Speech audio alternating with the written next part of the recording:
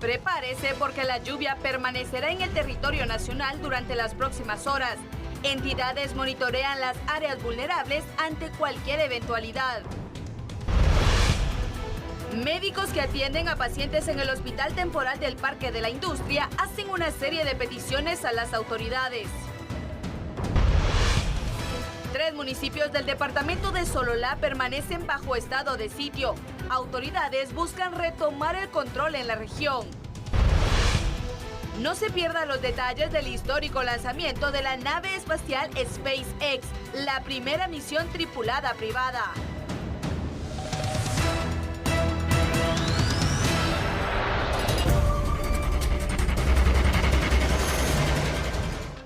Gracias por continuar en sintonía de TN23. Continuamos informando sobre lo relacionado al incremento de lluvias que ya han indicado pronosticadores de INSIBUME, pero hay que recordar también que los hidrólogos mantienen el monitoreo, en este caso en ríos. Observamos el río Suchiate, que no presenta ningún aumento en el caudal. Sin embargo, las autoridades, por supuesto, continúan realizando el monitoreo respectivo en zonas aledañas para verificar que si, por ejemplo, ya incrementa el caudal del río Suchiate, ¿cómo podrían ellos evacuar? Esto es lo que está ocurriendo ya en esta localidad del país, así que las personas que están en zonas aledañas del río Suchiate pueden mantener la calma porque hasta el momento no se registra ningún incremento del caudal.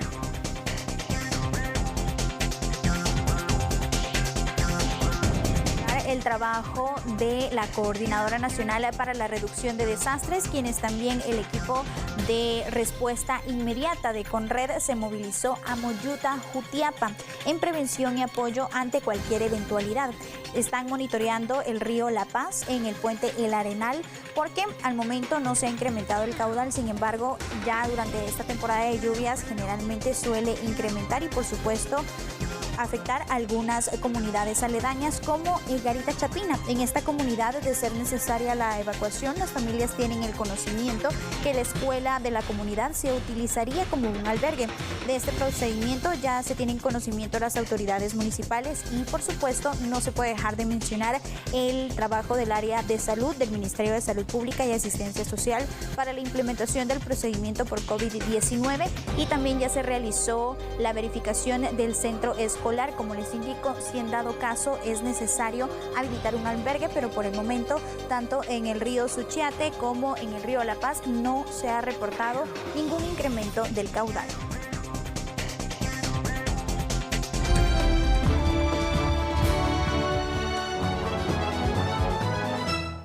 Bien, ¿y qué está pasando en el mundo? Ya informábamos con la corresponsal de La Voz de América que las protestas por el asesinato de un hombre afroamericano de 46 años, George Floyd específicamente, que falleció bajo la custodia policial. Una reportera y camarógrafo estadounidense fueron atacados por un agente de la policía cuando cubrían estas protestas en Kentucky. La reportera se encontraba haciendo un reporte en vivo desde el centro de Louisville, en el estado de Kentucky, cuando un policía antidisturbios empezó a disparar una ráfaga de bolas de pimienta en dirección a ella y también a su camarógrafo. En las imágenes usted puede observar cómo el uniformado apunta directamente a la cámara y al cuerpo de los informadores. Escuche usted, la periodista inicia a gritar mientras desde el estudio le preguntan si ella se encuentra bien.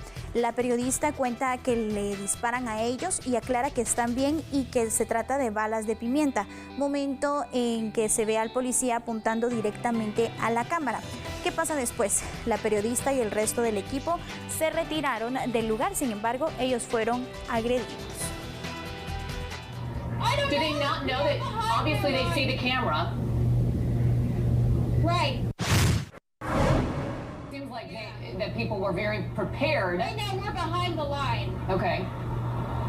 Okay, well you keep going and go where you gotta go, and that's fine with us. Okay. We got plenty of time here. Are you okay? I'm getting shot! I'm getting... Katie, are you okay? Rubber bullets, it's okay. It's those pepper bullets. It's those pepper bullets. Who are they aiming at? Precisamente usted escuchaba el momento del ataque, pero este no fue el único que se registró, porque el periodista Leland Bitter, quien cubría los enfrentamientos entre manifestantes y agentes del servicio secreto registrados frente a la Casa Blanca en Washington por la muerte de George Floyd, fue abucheado y perseguido mientras intentaba alejarse del lugar con su equipo. Durante una conexión en directo, Bitter intentaba narrar a los presentadores lo que estaba sucediendo en ese momento cuando sus palabras se volvieron inaudibles debido a los gritos de los manifestantes. Usted puede escuchar también cómo ocurrió este hecho. Posteriormente, en otro video se pudo apreciar el momento en el que el periodista junto a su equipo de trabajo se alejaban del lugar, mientras que una multitud continuaba persiguiéndolos y gritándoles, a pesar que ellos lo único que estaban realizando es su trabajo, informando en ese caso a la población estadounidense cómo se desarrollaban las protestas, pero ellos fueron agredidos por parte de los manifestantes.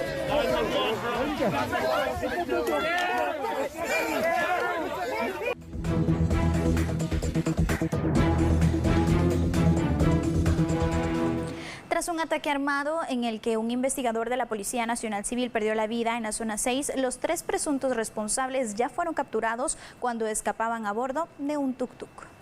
En el barrio San Antonio, en la zona 6 capitalina, 3 hombres llegaron a cobrar una extorsión que exigían a cambio de no eliminar físicamente a un comerciante. A ellos ya los investigaba una unidad antipandillas de la Policía Nacional Civil, pero cuando los agentes estaban por capturarlos, fueron recibidos a balazos, dejando a un agente fallecido y a otro herido.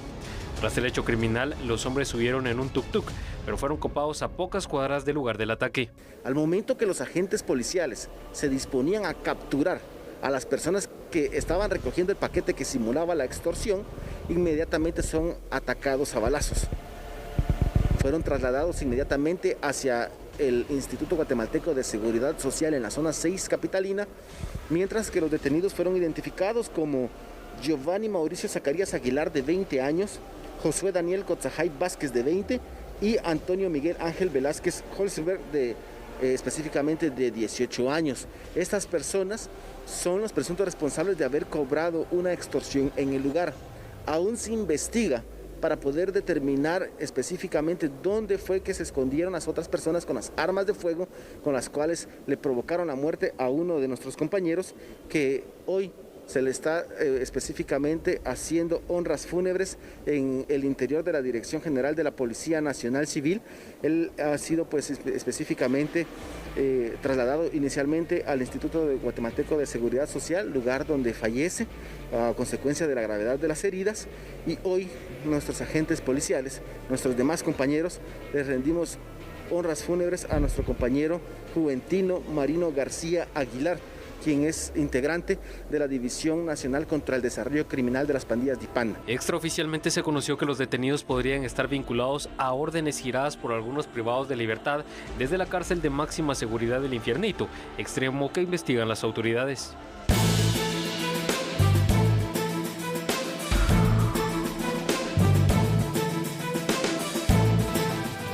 Continuamos con información nacional y por supuesto es importante también trasladarles a usted cómo los guatemaltecos se unen durante esta emergencia, porque el personal de la Municipalidad de Guatemala coordinó la entrega de las bolsas de alimentos que fueron donadas por los inquilinos de la central de mayoreo del CEN. Más de 1,000 bolsas de alimentos fueron repartidas por el personal de la Municipalidad de Guatemala en 7 zonas de la ciudad. Forma parte de una donación la cual realizaron los inquilinos de la central de mayoreo en la zona 12 de Villanueva, para apoyar a las familias que se han visto afectadas durante este estado de emergencia. Estamos haciendo entrega de productos como verduras, frutas, mercancías que desde la central de mayoreo entregaron para vecinos en diferentes zonas de la ciudad capital. Son aproximadamente 1,000 bolsas que en este momento estamos llevando a diferentes áreas. Esto con la finalidad de poder ayudar en este momento en que se presenta este estado de emergencia y calamidad. Una de las mujeres que viven en el asentamiento Gerardi, zona 2, agradeció el apoyo recibido en estos momentos difíciles que atraviesan las familias que residen en ese sector. Es una gran ayuda para mi gente. Somos 50 familias las que vivimos aquí y prácticamente dobles. Entonces es una gran ayuda para cada uno de ellos. Ellos, pues como dijo la señora la semana pasada, ¿verdad? Es una gran ayuda, aunque sea una zanahoria, un tomate, pues ya tenemos para poder comer, ¿verdad? Y con esta situación, con este virus hemos estado sin trabajo. Yo tengo este tiempo de estar sin trabajo y Y gracias, ¿verdad? Que Dios me los bendiga grandemente a cada uno por nombre. Esta es la segunda semana que los inquilinos del Senma realizan esta entrega de alimentos en conjunto con la Municipalidad de Guatemala. Bien, y preste mucha atención con la siguiente nota porque las autoridades hacen un llamado a la población para que no realicen llamadas falsas a los cuerpos de socorro porque esta situación afecta en la cobertura de emergencias. Bomberos municipales departamentales atienden un promedio de 3.000 llamadas diariamente a través del número telefónico 1554. Sin embargo, muchas son llamadas falsas, bromas efectuadas por personas que creen que realizándolas se divierten. Sin embargo, no miden la magnitud del acto. Para los socorristas, esto implica enviar unidades al lugar donde en realidad no hay nada. Para llegar tuvieron que hacerlo rápidamente, arriesgando sus vidas en carretera. Además, el gasto de combustible, entre otros. Ante esta situación que ha incrementado en temporada de cuarentena, debido a que la mayoría de guatemaltecos permanecen en casa, hacen un llamado a la población en general para que se limite a llamar únicamente si existe una llamada de emergencia real. Desde que inició esta emergencia sanitaria a nivel nacional, pues las llamadas a nuestro número de emergencias 1554 ha incrementado. Por esa razón también ha incrementado las falsas llamadas, donde personas indican sobre un accidente al momento de coordinar la unidad, y al llegar al momento de la unidad al lugar, pues ellos verifican que se trata de una falsa alarma. Esto ha provocado pues que también cada estación incremente los costos de los traslados. Estamos hablando del tema de combustible, llantas, lubricantes para la unidad. Nosotros recomendamos a la población evitar realizar este tipo de llamadas debido a que, como mencionamos, pues es un gasto que realiza cada estación de bomberos municipales departamentales. Específicamente también se reciben llamadas de niños donde ellos hacen bromas, maltratan al personal, como indican de una emergencia al momento de coordinar la unidad. Al llegar, pues ellos verifican que se trata de una falsa alarma. Nosotros pedimos a los padres de familia estar atentos a sus hijos al momento de que ellos tengan un teléfono y verificar si ellos están haciendo alguna broma a los números de emergencia. Y también nosotros recomendamos a las personas adultas también abstenerse a realizar estas falsas alarmas, ya que no solo se ven involucrados menores de edad, sino que también personas adultas.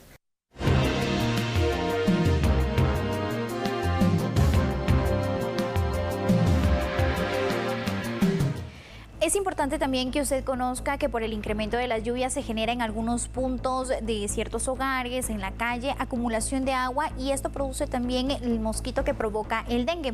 Según el jefe de epidemiología del Ministerio de Salud Pública y Asistencia Social, el llamado a quedarse en casa ha hecho que la población no asista a los centros de salud por casos de dengue. De la emergencia por el COVID-19, la cantidad de casos por dengue no se han hecho visibles. Sin embargo, sí se han presentado, señaló Manuel Sagastume del Departamento de Epidemiología. La tendencia en las últimas semanas ha sido el descenso, de acuerdo a los datos registrados. No es la realidad. Lo que ocurre es de que, recuérdense la situación en que estamos, pues ha habido una limitación en la locomoción, ha habido un llamado a quédate en casa, y eso ha hecho que mucha gente que anteriormente hubiera acudido porque tiene algún grado de fiebre, sobre todo, y dolor de cuerpo, sin síntomas respiratorios, ha preferido quedarse en casa. El personal nuestro, en los centros de salud, puestos de salud, han estado casi concentrados en poder atender la emergencia de COVID-19, y en consecuencia, ahorita no podemos decir que tenemos un tema controlado de dengue, ¿ya? Con el inicio de la temporada de lluvia, los casos por dengue, tanto grave como moderado, podrían ser más visibles. Sin embargo, encargados de la salud hacen un llamado a la población para no almacenar agua en recipientes y así evitar la propagación del mosquito transmisor. Ahora ya comenzó a llover, y si hay chatarra en las casas, en los patios, o sea, sobre todo artículos que guarden suficiente cantidad de agua, la reproducción del vector Aedes aegypti se va a dar, ¿sí? Y seguramente comenzaremos a tener casos. particularmente en cada área de salud que ya conocen cuál es su perfil epidemiológico, saben cómo es que se comporta la enfermedad estacionalmente, ya habrán iniciado acciones para precisamente prevenir eso. ¿Ya?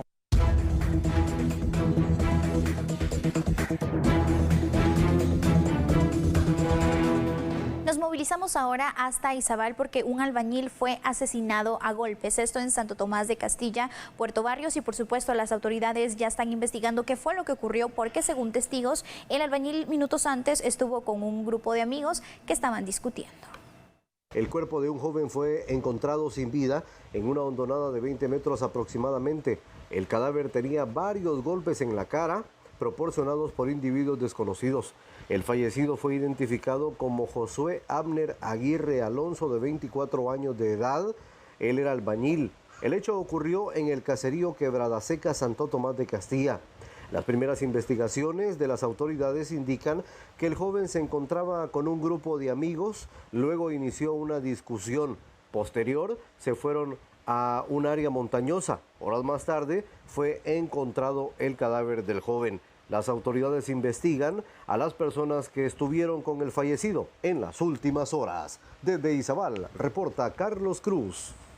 Nos quedamos en Izabal, pero nos trasladamos ahora a Los Amates porque una cámara de videovigilancia logró captar cuando una llanta de un tráiler se desprendió. Esto en un accidente de tránsito y cayó dentro de una vivienda. Imágenes sorprendentes que captó una cámara de seguridad ubicada en una venta de repuestos en el kilómetro 200.5, jurisdicción de Los Amates, Izabal. Captó el momento que una llanta trasera de un vehículo pesado se desprendió, rodó aproximadamente 60 metros y luego finalizó su trayecto en la pared de la vivienda. Por el toque de queda, gracias a Dios, no habían personas en el negocio ni en la carretera. La ruta del Atlántico, en lo que va del año específicamente en el área de Los Amates, ha sido protagonista de más de 34 accidentes de tránsito donde involucra a vehículos pesados. Algunos son captados por cámaras de seguridad.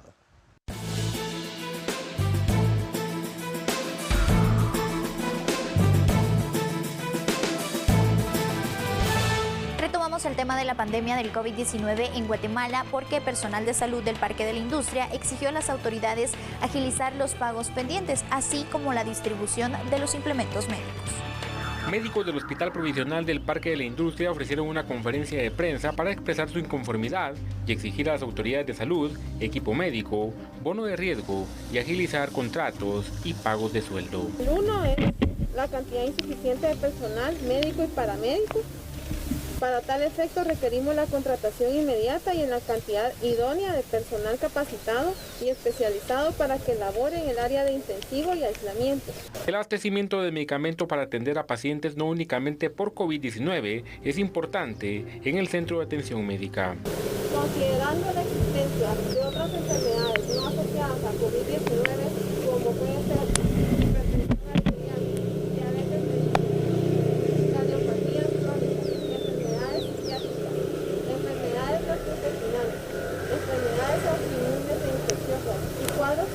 cualquier otra índole que el paciente padezca dentro de su estancia hospitalaria, por lo que es imperativo contar con una amplia variedad de medicamentos. Así también, insumos básicos como pueden ser estetoscopios, esquimomanómetros, termómetros, oxímetros de pulso, glucómetros y tiras reactivas. ¿Qué pasa en relación al tema educativo? Porque desde marzo hay que recordar que las actividades fueron suspendidas por la emergencia de la pandemia. Esto significa un atraso en el ciclo escolar. La pandemia ha paralizado al país, sobre todo a los estudiantes, debido a que una de las principales medidas de prevención es el aislamiento y evitar aglomeraciones. Por ello es complicado saber cuándo se puede volver a las aulas. De los niños. En este momento estamos justamente analizando varios escenarios para poder retomar el servicio educativo. Y entre estos escenarios obviamente estará el poder inclusive alargar el periodo de atención hasta noviembre y diciembre de ser necesario. Sin embargo, en este momento no hay una fecha exacta para poder regresar a clases en virtud que esos lineamientos los vamos teniendo a partir del comportamiento de la pandemia en el país y del acompañamiento que el Ministerio de Salud también nos va otorgando para poder responder efectivamente a la atención y el cuidado de los niños en la escuela. Entre las medidas que se tomarán está el protocolo de la alimentación. Los fondos de gratuidad serán para comprar insumos de limpieza, para que los niños mantengan limpias sus manos y los lugares donde estén recibiendo los cursos. Esto es cuando se prepare el retorno a clases y posiblemente sean atendidos pequeños grupos. Fondos de gratuidad, esos fondos ya están la caracterización de cómo van a ser destinados a las escuelas y será para comprar insumos que permitan a los estudiantes tener condiciones de higiene, tener insumos para la limpieza de los centros educativos, sanitizante para manos, pastillas de jabón para que los niños puedan lavarse las manos. Hay una serie de protocolos que estamos trabajando con el acompañamiento del Ministerio de Salud. Entonces es importante en ese sentido que nosotros vayamos comentándoles que se están teniendo todos los protocolos y las atenciones necesarias para poder preparar el retorno a clases. Será una fase totalmente distinta para los alumnos, debido a que el virus es fuerte y puede afectar nuevamente a los menores.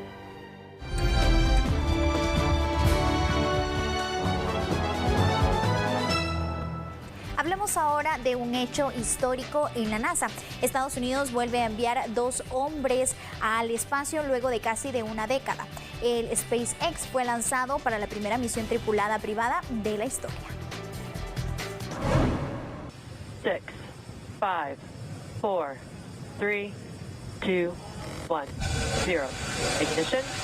Liftoff of the Falcon 9 and Crew Dragon. Go NASA, go SpaceX. Godspeed, Bob and Doug. America has launched. And so rises a new era of American spaceflight, and with it the ambitions of a new generation continuing the dream. 20 seconds into flight, stage 1 propulsion is not. Este sábado 30 de mayo quedará marcado en la historia, ya que luego de casi una década, el SpaceX Demo 2 se convirtió en el primer viaje espacial privado de astronautas de la NASA que despega de suelo estadounidense. Los astronautas Douglas Hurley y Robert Behnken despegaron a bordo de la cápsula espacial Crew Dragon, acoplada al cohete reutilizable Falcon 9 de SpaceX a las 14:22 horas. El épico hecho fue transmitido en vivo a través de la página oficial de la NASA y muestra segundo a segundo el proceso y el despegue.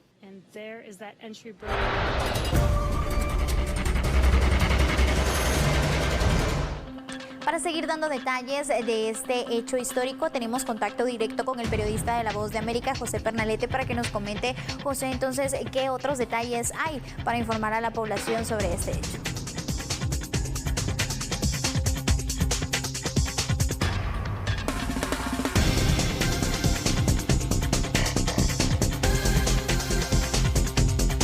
Como estaba previsto en su segunda fecha este sábado a las 3:23, hora local de Florida, desde el Centro Espacial Kennedy en Cabo Cañaveral, despegó la nave espacial Crew Dragon desarrollada por la empresa SpaceX. Se trata de la primera misión espacial entre la agencia estadounidense NASA y una empresa privada. Un hecho que abre la posibilidad sin duda del comienzo de la era de viajes comerciales al espacio. Sin ningún tipo de inconvenientes, esta cápsula entró en órbita a tan solo minutos del despegue hacia esta misión dirigida en la Estación Espacial Internacional. Los 2 astronautas a bordo están siendo objeto de monitoreo de manera constante desde la Tierra. El despegue fue presenciado por el propio presidente de Estados Unidos, Donald Trump, quien dijo, y citamos, esto es tan solo el comienzo. El mandatario sin duda hace referencia a lo que muchos denominan el inicio de la era comercial de viajes espaciales. La cápsula Crew Dragon fue impulsada por el cohete Falcon 9.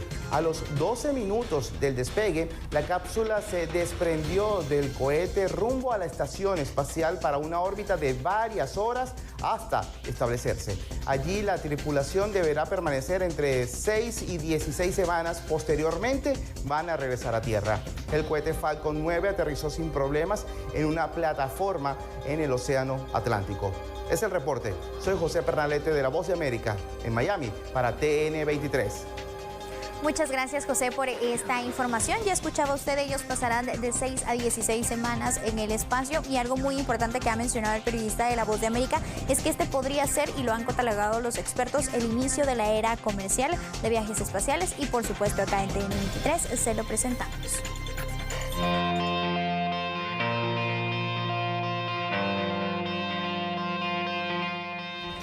Y es que los avances para la cura del COVID-19 continúan. En este caso, el Ministerio de Salud de Rusia ha aprobado el primer medicamento contra el COVID-19 fabricado en ese país. El nombre comercial es Avifavir, el cual ha sido elaborado en cápsula. Mientras, el Centro dedicado a la Investigación Estatal de Virología y de Biotecnología de Rusia ha informado que ha desarrollado una vacuna contra el nuevo coronavirus que podrá ser administrada, escuche bien, vía nasal.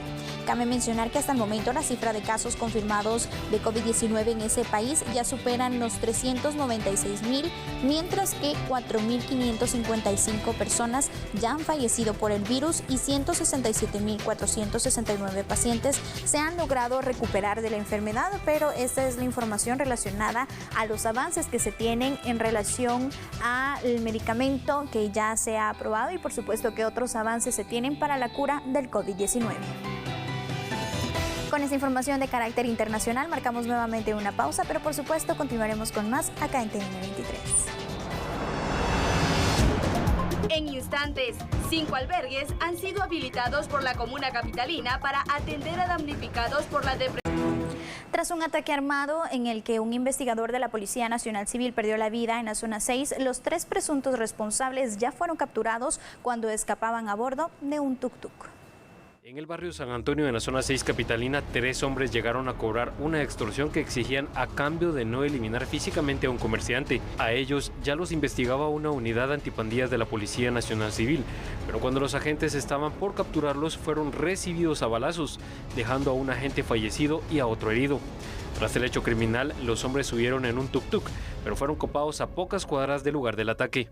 Al momento que los agentes policiales se disponían a capturar a las personas que estaban recogiendo el paquete que simulaba la extorsión, inmediatamente son atacados a balazos.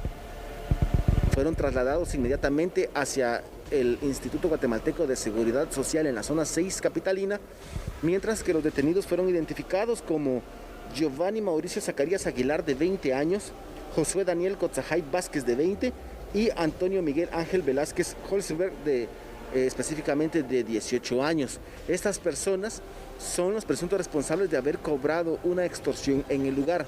Aún se investiga para poder determinar específicamente dónde fue que se escondieron las otras personas con las armas de fuego con las cuales le provocaron la muerte a uno de nuestros compañeros, que hoy se le está específicamente haciendo honras fúnebres en el interior de la Dirección General de la Policía Nacional Civil.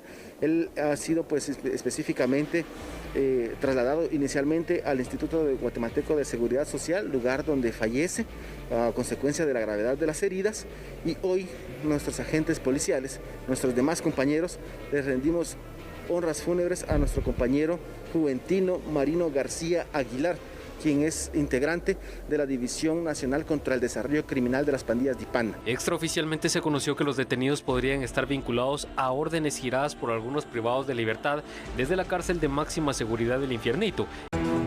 Tras un ataque armado en el que un investigador de la Policía Nacional Civil perdió la vida en la zona 6, los 3 presuntos responsables ya fueron capturados cuando escapaban a bordo de un tuk-tuk.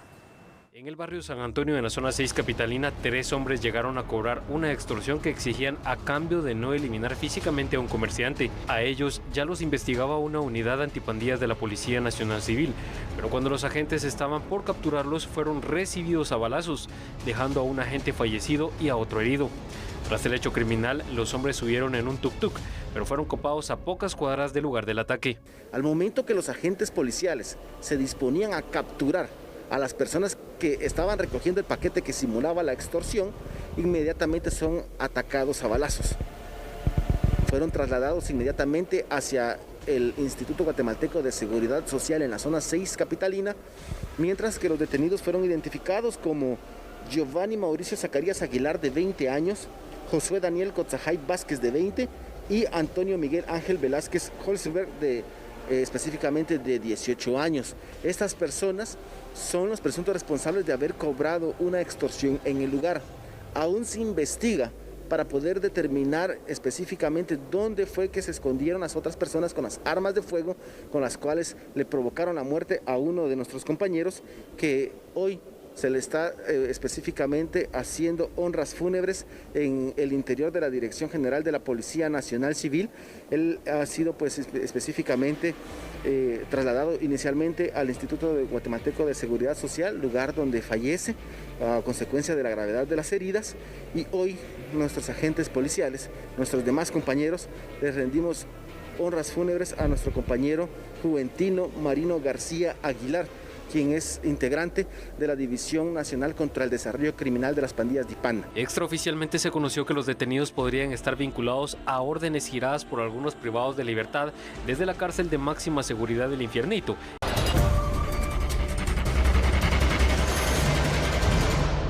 Estamos de regreso con más información y lo hacemos con una actualización informativa. Un accidente de tránsito que se acaba de registrar hace apenas unos minutos en ruta al Atlántico. Mucha precaución precisamente para los pilotos de transporte pesado, que es donde generalmente ahora se registran más accidentes de tránsito. Resulta que un piloto de un tráiler que transportaba plátano perdió el control del vehículo y volcó. Afortunadamente no se reportan personas fallecidas ni heridas, solamente han ocasionado daños materiales. Esto ocurrió específicamente en el kilómetro 64 de la ruta CA9 Norte. Está obstruyendo el carril izquierdo en ambos sentidos y es con dirección al norte en donde se registró el accidente de tránsito. Las autoridades que están presentes son las brigadas de Provial, que por supuesto aún continúan trabajando para retirar este camión. Precisamente están a la espera que ingrese una grúa. Hay que recordar que durante el estado de calamidad ya se han registrado más de 212 accidentes viales que han provocado la muerte de 28 personas. Este es el llamado a que manejen con precaución, respeten los límites de velocidad, especialmente a los pilotos del transporte pesado, porque hay que recordar que ahora con el asfalto mojado y la lluvia, estos incidentes incrementan. En el Diario de Centroamérica el Decreto Gubernativo 10-2020, el cual establece el estado de sitio para los municipios de Nahualá, Santa Catarina Ixtahuacán y Santa Lucía Utatlán, todos del departamento de Sololá.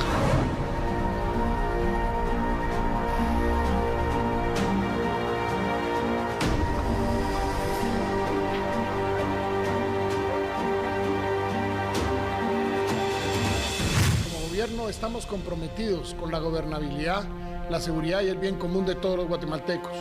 Es urgente recuperar la gobernabilidad en la zona.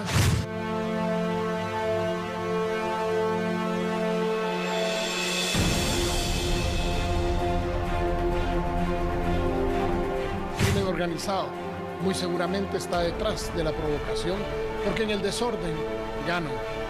Hoy mandamos un mensaje muy claro. Busquemos la paz, la reconciliación, impongamos el Estado de Derecho.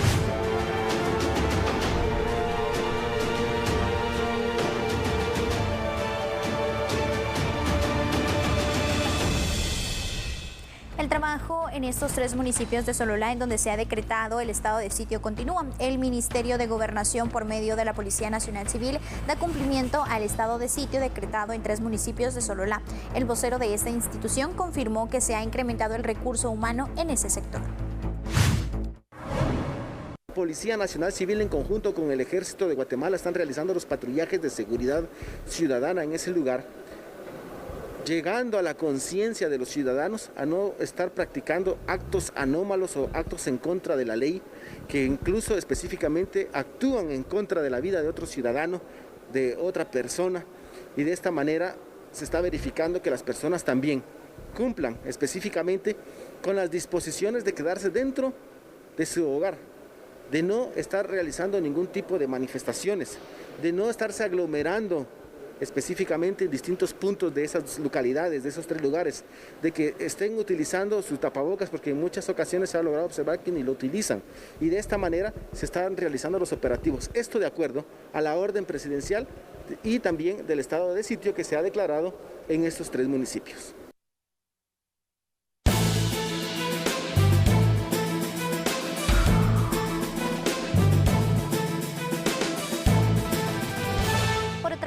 Ejército de Guatemala, además de dar apoyo durante el estado de calamidad y también del estado de sitio en 3 municipios de Sololá, continúa con el trabajo diario y operativos tanto en aire, mar y tierra. Una de las primeras medidas de prevención para evitar contagios de COVID-19 fue el cierre de fronteras. Desde marzo, el ingreso y egreso de personas está prohibido. Sin embargo, hay quienes no han respetado esta medida y han tratado de ingresar vía terrestre y marítima. El jueves pasado, elementos del ejército pusieron a disposición de la Policía Nacional Civil a 2 guatemaltecos que llevaban a 13 hondureños que no realizaron registro en la frontera. La patrulla del Comando Naval del Caribe de la Marina de la Defensa Nacional pues detuvo a una lancha extranjera de bandera hondureña que llevaba un grupo de personas ilegales dentro de la embarcación. En esta embarcación pues se puso ya a disposición del Ministerio Público a estas personas pues que estaban tratando de ingresar ilegalmente al país, seguramente con el deseo de pasar pues hacia el norte. Y se puso a disposición a 2 guatemaltecos y a 13 personas, inclusive menores de edad. Y esto se logra gracias al patrullaje constante que se lleva a cabo por vía aérea, terrestre y marítima por parte del Ejército de Guatemala. Preste mucha atención porque a criterio de expertos de salud, Guatemala se enfrenta a 3 pandemias. La principal es el COVID-19. El mundo se enfrenta a una pandemia y Guatemala no es la excepción. Pero ¿sabía usted que al mismo tiempo nos enfrentamos a 3 tipos de pandemias? Expertos en medicina las detallaron. La primera es la del COVID-19 en sí. La segunda es la infodemia, la que se causa a raíz de la cantidad de información falsa que surge a través de redes sociales y de medios no oficiales. Por último está el pánico, el cual se genera por las 2 pandemias anteriores. En realidad lo que estamos refiriéndonos es que existe la pandemia en sí de COVID-19, que es cuando nosotros tenemos que estar tratando de manejar al agente biológico, este virus. Pero existen 2 que pasan muy por alto. La segunda es la infodemia, es decir, toda esa información que circula a través de redes sociales y que no necesariamente es de fuentes fidedignas y que tiende a confundir, o por los WhatsApps que de pronto son viralizados a través de ellos y que van a confundir sin la apropiada guía de un experto. Y la tercera es el pánico. Obviamente es un resultado de la presión causada por la pandemia biológica, por la pandemia de información, el pánico que genera, y es el pánico precisamente una cosa que paralelamente causa una mayor propagación de esta enfermedad y especialmente de esta infección. Actualmente en Guatemala se registran más de 4.600 casos positivos de COVID-19 y en este caso las autoridades han recomendado aplicar todas las medidas sanitarias en sus hogares, en sus trabajos y en los entornos en los cuales usted se desempeña, además de mantener la calma y de informarse a través de medios oficiales. Hay que recordar que todo el material de protección ante el COVID-19, como el uso de mascarillas, guantes y demás, puede llevar años para degradarse. Por ello, las autoridades del Ministerio de Ambiente y Recursos Naturales brindan las siguientes recomendaciones.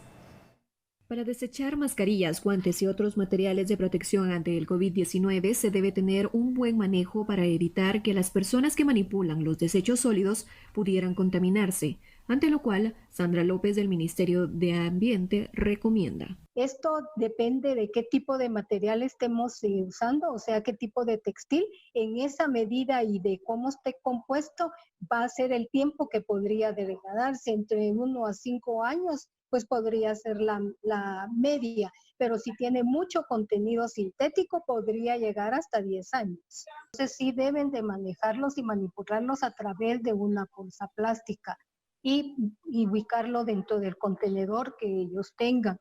Ese sería el manejo correcto. No, si nosotros lo tiramos o lo dejamos ahí, pues generamos 2 aspectos. Uno, por lo que es la contaminación, y por otro lado también los efectos a la salud. Esto puede ser un efecto rebote, porque si una persona es la que está recolectando ese residuo, pues ellos tocan otro tipo de elementos. Entonces puede haber un rebote y un foco de contaminación muy alto en el país, que va a contribuir cabalmente a repercutir sobre la salud y, por qué no decirlo, a dañar el ambiente como tal. El tiempo de degradación de mascarillas tipo N95 podría llevar hasta 5 años o 10, igualmente que los guantes. Por ello, las autoridades insisten en que antes de desecharlos sean depositados en una bolsa plástica identificada para que también el recolector de basura no esté en riesgo.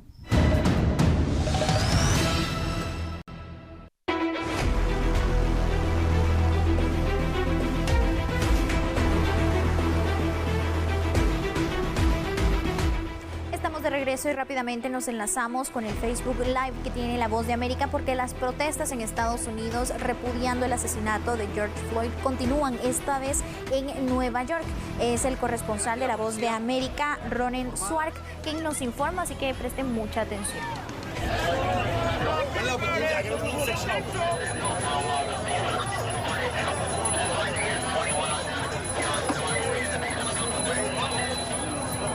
Gracias a todos los que se van comunicando. Miren, allí estamos.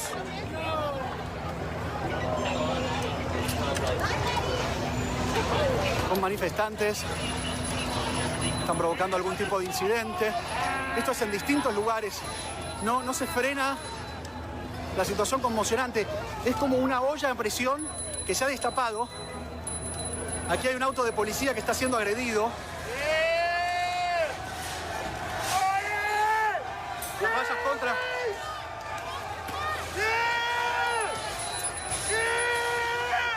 Miren, hay un auto de policía agredido.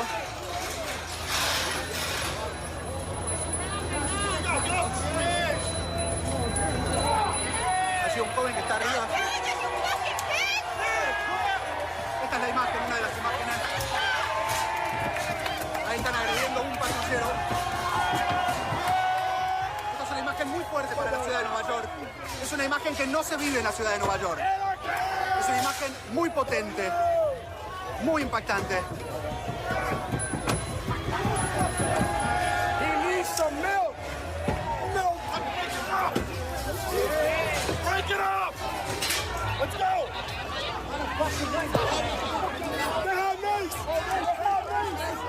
Ahora sí la policía ataca, perdón.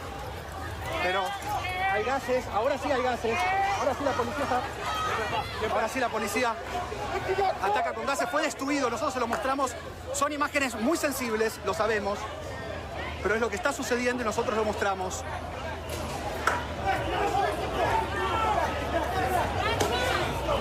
Ha sido vandalizado un auto policial.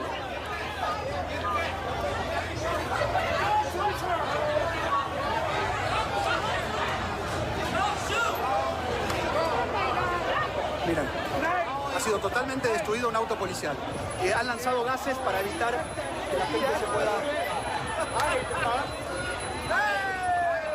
La paz. También hay policías que por supuesto trabajan muy bien y están tratando de apaciguar. Miren, esta es la imagen. Hay gases. Nosotros vamos a poder ponernos nuestro barbijo, nuestro tapaboca, para evitar que nos afecte. Miren, hubo destrucción de... Ya nos está afectando un poco el gas lanzado.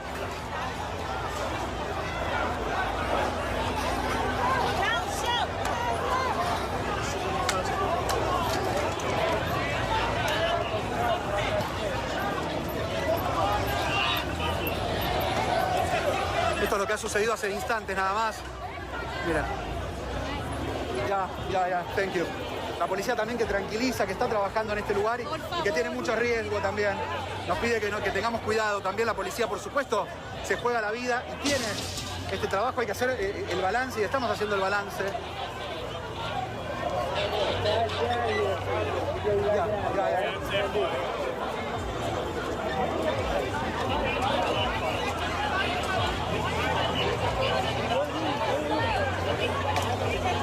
Ha sido destruido este auto policial, este auto de la policía. Ahí miren cómo lanzan esto. Lanzan elementos contundentes.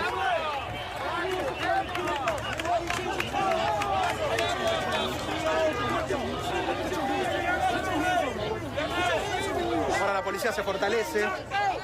La policía, esto fue un golpe muy fuerte para la policía. Esta vestida, ya. No touch, please. No touch. No touch. La policía, por favor, le pedimos que no nos toque, que nos deje hacer nuestro trabajo, por supuesto respetando lo que nos dice, pero que no nos toque, que no nos agreda ni tampoco sea violento con nosotros, simplemente estamos mostrando lo que sucede, no es otra cosa la que estamos haciendo. Simplemente mostrando, sí, por supuesto la policía lamentablemente es agredida en estos momentos y le han tirado hace minutos un soporte de luz, pero este ha sido un golpe muy fuerte para la policía, un auto policial que fue totalmente destruido. Ya, que nos quedemos aquí. Aquí, bueno, ahí le lanzan directamente algo a la cara a la policía, también es bastante peligroso el lugar. Estamos movilizando un poco para... Allí van a...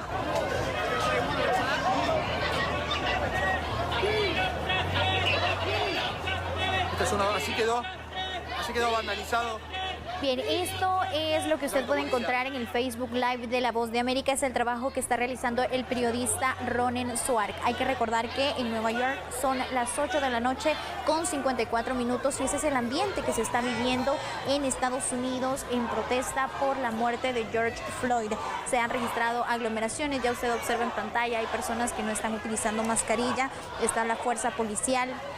Esto no solo se está dando en Nueva York, sino también en distintos estados y ciudades de Estados Unidos. Ya se han registrado también incidentes como incendios y también agresión de periodistas, pero por supuesto nosotros acá en TN23 le estaremos dando de cerca todos los detalles que se están relacionando en este caso en Estados Unidos, pero también de lo que ocurre en nuestro país en relación también al estado de sitio en 3 municipios de Sololá y por supuesto la actualización de casos de COVID-19 que en tan solo unos minutos el ya ministro de Salud Pública o el presidente de la República, Alejandro Yamatei, darán a conocer. Es así como hemos finalizado esta emisión. Ha sido para mí un gusto acompañarlos y por favor quédense en sintonía de TN23.